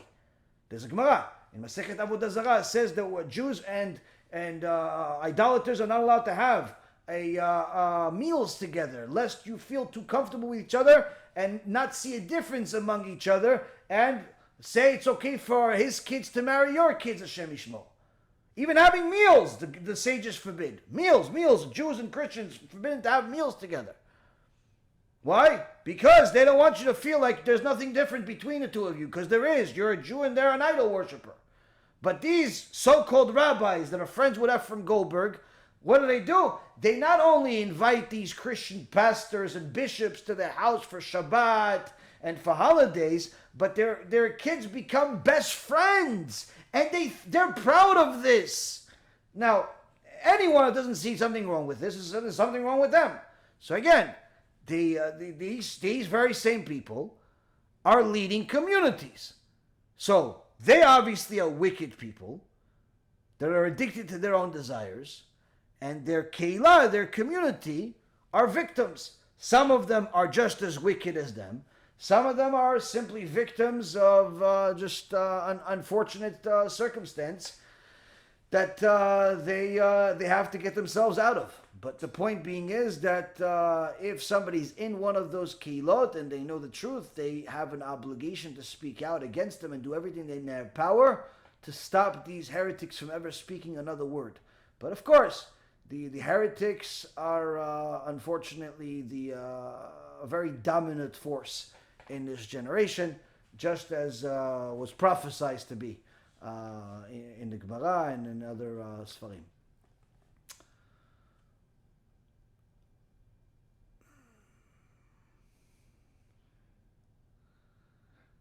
Tilly, what if someone has a very close relative, like your brother or sister, who is getting married? They will have some separate dancing, but they're going to have some mixed dancing as well. Can we attend? Well, if somebody was going to have a event where part of the event they were going to do a lot of blessings honoring Hashem and so on, and then a part of the event they're going to bring a statue of Yeshu or his mother, perhaps a few Buddha statues, and pray to the statue also. Would somebody be allowed to attend? Absolutely not. Why?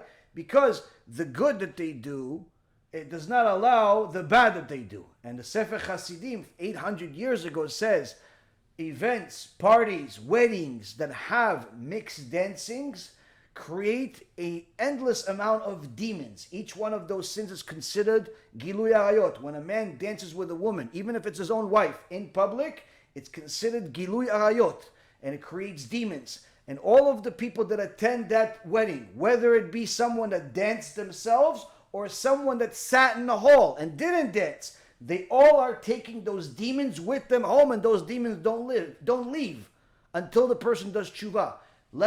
Hence the reason why many times those mixed dancing parties end up leading to marriage problems, adultery, all types of issues. I remember one time there was somebody, I told this in a shiur one time, there was somebody that I know, and I told this person, listen, you're about to have a wedding and you're going to do mixed dancing. Don't do it. It's terrible for you. It's this, it's that. And this was, still in my early stages of doing tshuva, but I knew enough that this is bad. Anyway, this person did not want to listen to me, no matter what I did. The outcome of that party was, I'm only telling you a couple of the things. The couple that got married almost got divorced that same week, and they stayed in that status of almost divorced for months, if not even longer. The person that's one of the parents of the people that got married got sick and almost died, was in life danger for months. The financial hardship they had, then there was put it this way, endless amount of disaster. Endless amount of disaster came from that wedding. Endless. So you have to run away from such places that desecrate the name of Hashem, especially if they desecrate the name of Hashem in public. A party, whether it be a wedding or bar mitzvah or any other party that has mixed dancing, is a direct attack against Hashem. There is no permission whatsoever of attending the place in any way, even if you're going to leave before it starts. Meaning, people say, oh, I'm going to go to the reception, and then I'm going to leave before they start the mixed dancing. Babkis, can't do that either. If you know they're going to desecrate the name of Hashem in public, later, it's as if they're doing it in front of you and you're a part of it. You're giving it an echsher by coming there. And many times, the biggest chilul Hashem, the biggest desecration of Hashem happens when rabbis show up to these events where everybody knows there's going to be mixed dancing. Everybody knows there's going to be all types of filth, but they attend the event where they're having the chuppah. Oh, just attend the chuppah. I'll come to chuppah and then I'm going to leave after. And everybody thinks, oh, look, even Rabbi such and such, the big rabbi, he showed up to my wedding. He showed up to my wedding, and everybody does the calculation. Oh, if he showed up to the wedding, it must be okay that there's mixed dancing. It must be okay. And sometimes some of these rabbis stay and they think, oh, he didn't dance, so it's okay. Chilul Hashem. Chilul Hashem. You're not allowed. It doesn't matter who it is. Your brother, your sister, your son, your cousin, whoever it is. Not allowed to attend any such place that has mixed dancing. No such thing. Not Jews, not non-Jews. Not allowed. It's forbidden in the highest level, and it creates a lot of damage. A lot of damage. And when I said Jews and non-Jews, meaning that you're not, as a Jew, you're not allowed to attend the party of Jews or the party of non-Jews that have mixed dancing. And as far as non-Jews, they're allowed to have these parties, although it's not a good idea. Jack, how do I get my teenage kid to stop wasting seed? He stays in the bathroom for like an hour at a time with his phone, and my wife said, the rabbi said, leave it alone. She won't tell him off, she's scared. I told her to take away his phone. She said it might get worse. As far as a teenager, the way for a teenager to do tshuva is for them to learn Torah. Without learning Torah, there is no way for them to stop wasting seed. So the best thing that you can do is not necessarily tell them, hey, stop wasting seed, or I'm going to take your phone or something like that, because that, number one, will be viewed as an attack that's personalized, and two, it's sometimes embarrassing. So you don't necessarily need to do that, but I would say invite him to listen to shiurim, send him shiurim, invite him to watch a Tikkun HaBRIT movie with you, or keep sending it to him and tell him to watch these things. And the more he gets educated, the more he'll want to stop on his own. You can't stop somebody by threatening him or threatening them that you'll punish them if with not giving them money or take their phone. No, this is something that's a person has to have the fear of God to stop. They have to have the fear of God to stop, and they have to want to stop as a result of that fear of God. Fear of man is not enough. And even telling the person about heaven and how great it is not enough. Loving Hashem is not enough to stop this sin. This sin is only stopped through a realization that there is a very, very heavy punishment that they can picture and leave that image in their mind at all times that they get that they have those thoughts. So it's something that a person has to constantly think about on a regular basis in order to stop, especially when they don't have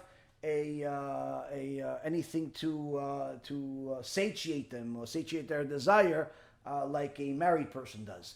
But just so you know, as a side note, a person that's married is not necessarily by default a person that is clean of the sin. If a person does not do tshuva for this sin. He could sin as a married person or as a single person, as a religious person, a non-religious person. I've met people that were teaching Daf Yomi Gemara every day for years that were addicted to this sin. Avrechim, addicted to this sin. Married, young, male, female, Jews, Gentiles. The addiction to immorality has no limitation. So unless a person actively learns about the risks, the damage, the consequences, to the extent where they develop the desire to stop, nothing in the world will stop them. And in fact, anything that somebody would do is to, let's say, threaten them or something like that is not going to be help. It may not make it worse, but it's definitely not going to help. And it's not your wife's job to get involved in this. It's the father's job to do it. It's the father's job to do it. It's less embarrassing when it's coming from the father. It's not the ideal situation to come from the wife, especially since he's a teenager. So don't have your wife get involved in this. This should be a father-son type of thing. And as far as his rabbi, his rabbi is, I don't know, he's not doing his job. Let's just say that. I don't know if he's doing as poor of a job in everything else as he's doing in this, but he's not doing his job. And to say leave it alone, it's because I guess the rabbi doesn't see him as his own son, so he says leave it alone. But if it was his own son and he understood the consequences of it, he wouldn't say to leave it alone. But again, you don't have to necessarily be so blunt about it, and so you could just simply encourage him to learn. That's really the extent that it should go. Encourage him to learn as much as possible about the topic, and encourage him to help other people learn about the topic. You should go on our website, kiruvstore.org, order yourself the Shovavim package. It's free. It'll give you 10 USBs and 10 books and flyers that you can give out to your son, to his friends, and perhaps get them educated as a whole. Maybe even do a event in your house where you could screen the Tikkun HaBRIT movie or the World of Lies movie or both to a bunch of kids, and each person learns it. When they learn it as a group, they each will give each other chizuk over it. Of course, there's going to be a few jokers that will try to make fun of it initially, but the more they watch, the more they get the message. But the point is that this is your opportunity to not only save a soul, but save your son. Save your son from not just the damages that would happen in the next world. We're talking about this world. The disaster that would happen to a person that's addicted to immorality in this world is enough. But it's not it, because the damage is much greater than just this world. But you should get involved, not your wife. Mordechai is asking, why does your teenage son have a phone? This is unfortunately a norm today where many teenagers have phones. I don't necessarily think it's ideal, but I think it's sometimes a reality that we live in. But also it's a tool that Hashem uses to help people do tshuva. Many young kids that we help them do tshuva. It's due to the fact that the same tool that they used to sin is also a tool that they found the solution to the sin, which is our shiurim. Now you could say, but if they didn't have the phone, they wouldn't have sinned. That's not true, because people have sinned with immorality since the beginning of time, well before the phones came. People always found a way to sin immorality, whether it was a time of Noach, where everybody became immoral and wasted seed and adultery and all the filth of the world, or the time of Jeremiah the prophet, or so on. So the phone is not the cause of the sin. It's just simply another way to sin. But the good news is that the phone is also a way for people to find a solution, if that solution is finding our shiurim about the topic. So while I'm not an advocate of young kids having the phone, if he already has the phone, that means that he needs the solution will typically have to come from that same vehicle. Let's see.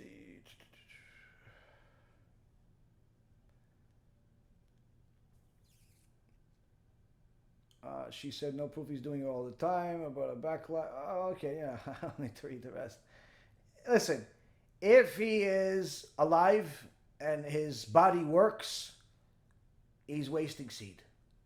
Simple. A person that is alive and his body works is wasting seed unless they have a very high degree of yirat shamayim, meaning they know and feel all the things that, or most of the things that we teach in our shurim.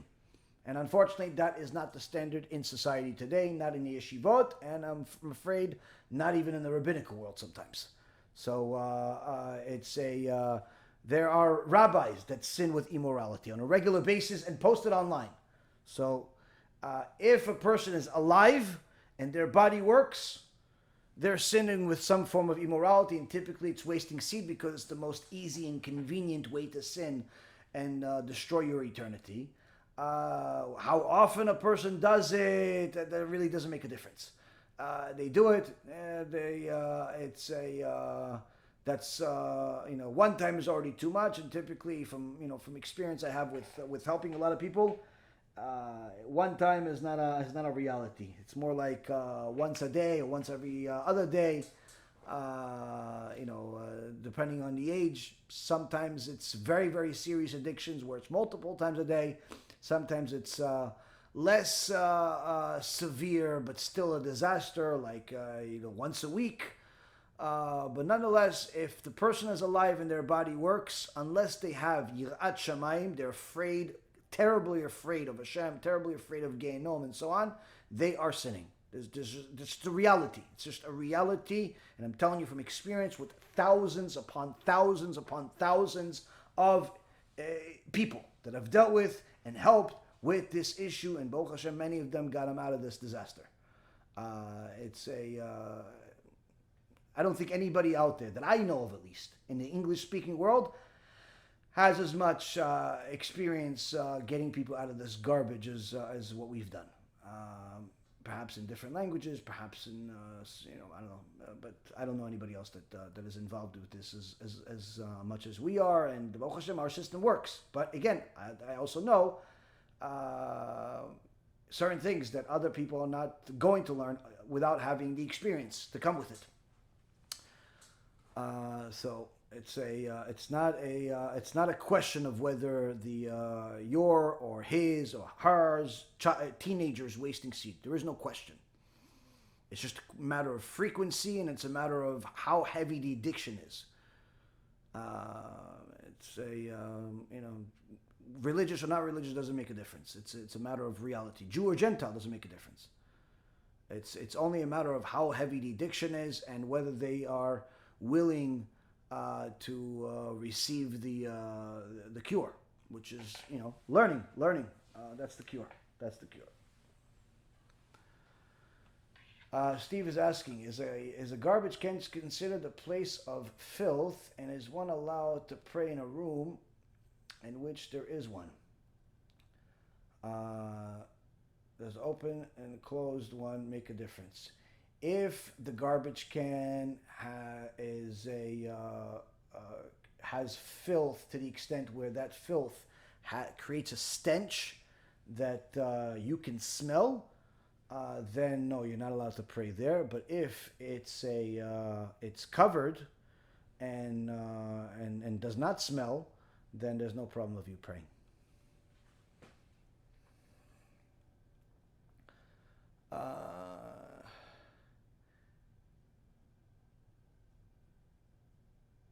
And the Midrash says that Pinchas became Eliyahu Navi. Someone asked me, is there any mention of when and why the name change occurred, since the name Pinchas was already well known?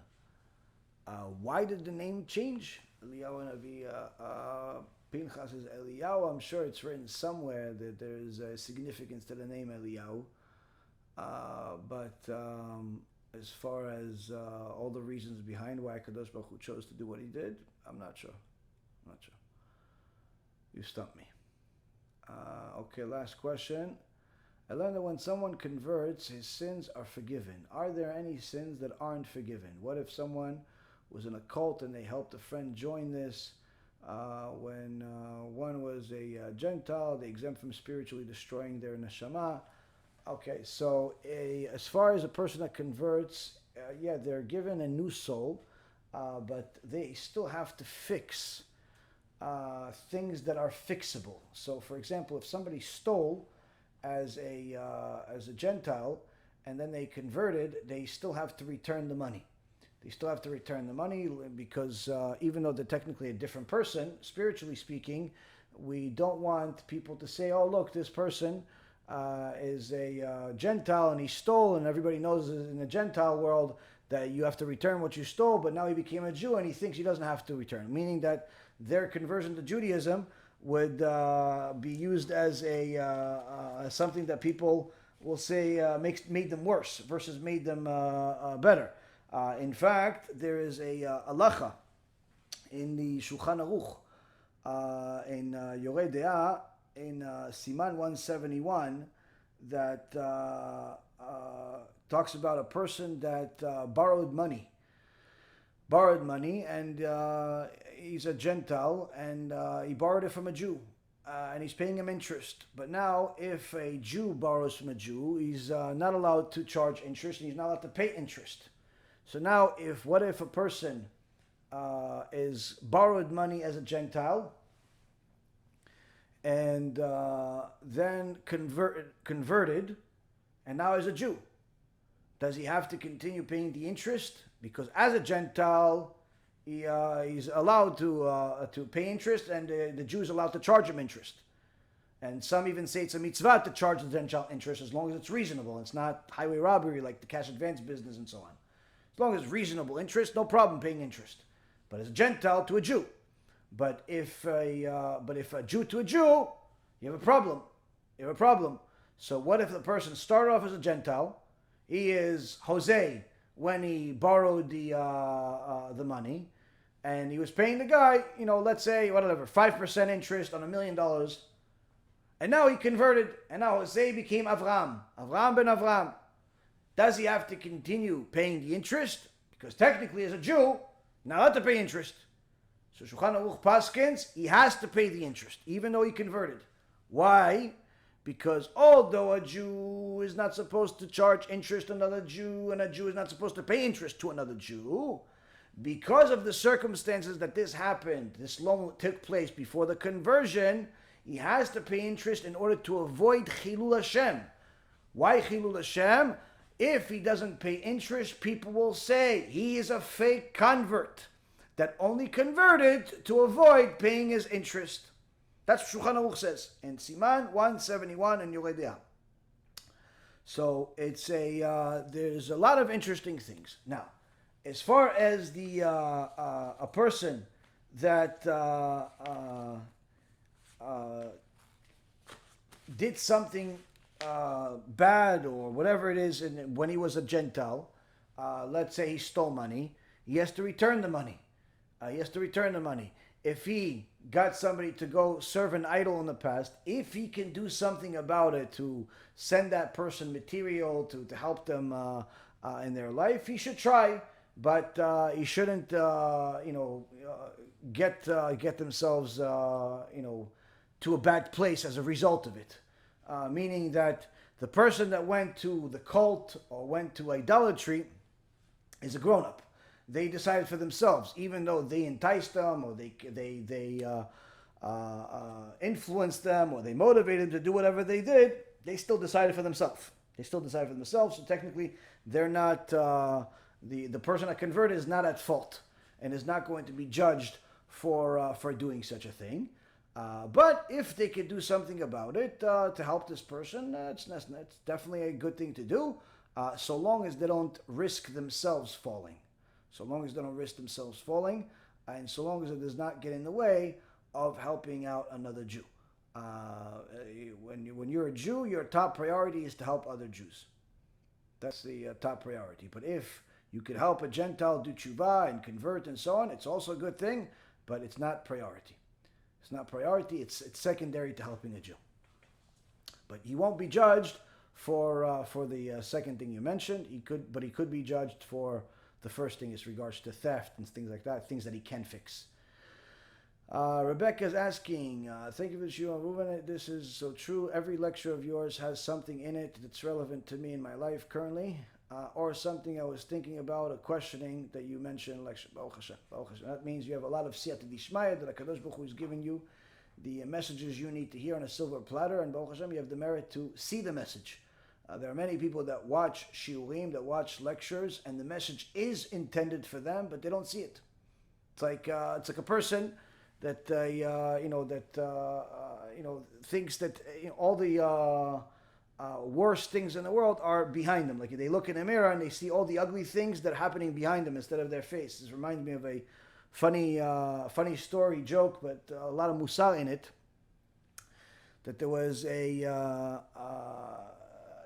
a villager. There was a villager that he wasn't a very bright fellow, and one day he decides to go into the market, and he sees somebody selling this thing. He'd never seen it before. Says, "Wow, why do you have a picture of my father?" The guy that's selling it says, "You want to buy it?" He's like, "Yeah, how much?" He tells him a certain amount. He's like, "Okay, I'll take it. Since it's my father, I'll take it." And he takes this thing, and he doesn't want his wife to find out that he spent his money, all this money on the picture of his father, so he hides it in the closet. So every day, his wife notices that all of a sudden her husband is acting strange. Every so often, he goes into the room, closes the door. She hears the door of the closet open. Shortly later, close, and then he comes out, and he locks the door behind him. And every day he's doing this. And she's thinking, what is he doing? What is he doing? So she decides one day after he's not around, he's not paying attention, she goes into the room, and she opens the closet. What is he hiding in his closet? And she sees, this is where you're hiding. She starts screaming and yelling. Can't believe it. You should be ashamed of yourself. The guy gets up. Oh man, she figured out. Have a picture of my. How does she know how much it cost? I can't believe it. He comes out. Goes, what? I'm sorry. What? I can't believe it. How could you do this to me? At least if you picked a beautiful woman, I could understand. But such an ugly woman. That's what you look at every day in the closet. The villager is looking at us. What? Ugly woman? What are you talking about? I bought a picture of my father. She goes, are you even lying to me? I know it. I just looked at it. You got a picture of a really ugly woman. That's what you're looking at all the time.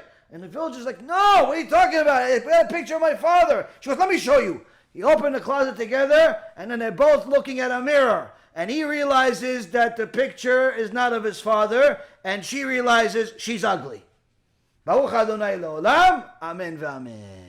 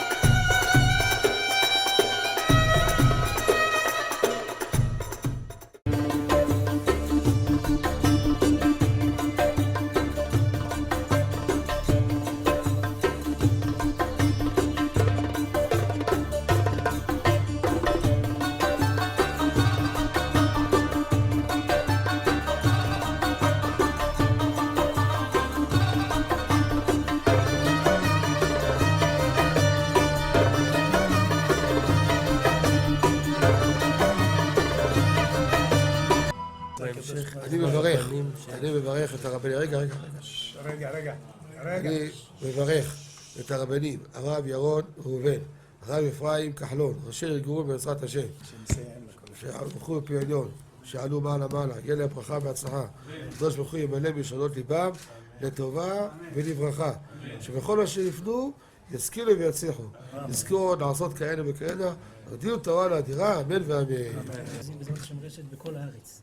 הוא היהודי הזה, הוא היה מיליונר, סגר את כל הביזנס, אמר אני משקיע פה בעולמה של תורה. איפה הוא גר? בפלורידה. פלורידה, איפה זה פלורידה? באמריקה. מיאמי. כן, ליד. אנחנו שם עכשיו הולכים להקים קהילה ספרדית. חזק אותו בשמי. קהילה ספרדית גדולה. תעבירו מה שבירכתי אותו. כן, קהילה ספרדית גדולה.